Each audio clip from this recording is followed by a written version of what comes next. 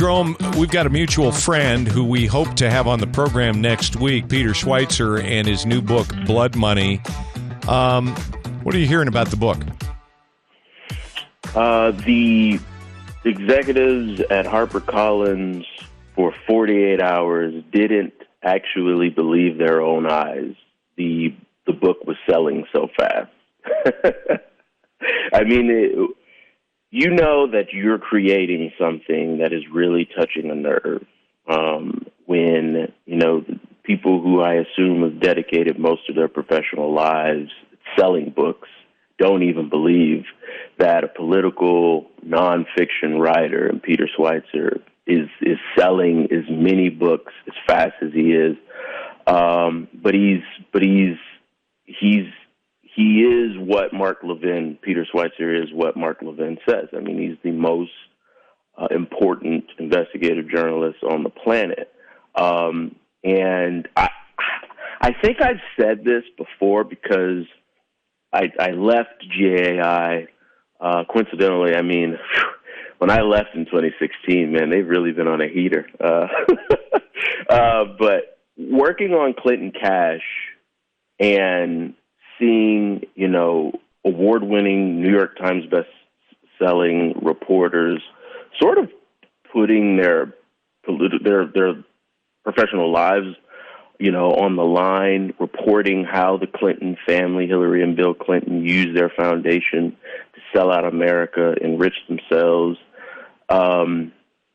You know, I think that was a turning point. That book came out in 2015, and Peter has done. I thought Clinton Cash was at least 10 to 20% of the reason why people were just turned off to Hillary Clinton. They just couldn't bring themselves to support the woman because of what Peter exposed, the corruption and graft in that book.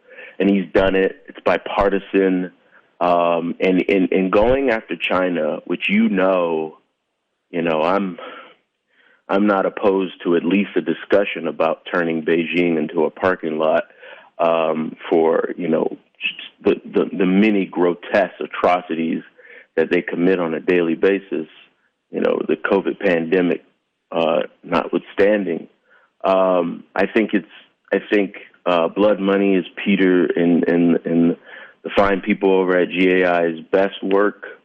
I think it's God's work. I mean, who else is doing this, Preston? I mean, it's Peter Schweizer, it's Government Accountability Institute, and it's BREITBART, and a handful of others. But it's really, you know, Peter in his brain and his guts and his will. I mean, it's not 60 Minutes is my point, right? It's not NBC Universal. These are billion-dollar conglomerates. But the reason they don't do it is because they're so beholden to China. Right. And that's you know, that's why the book's called Blood Money. I mean, these people have literally launched a campaign to kill U.S. citizens.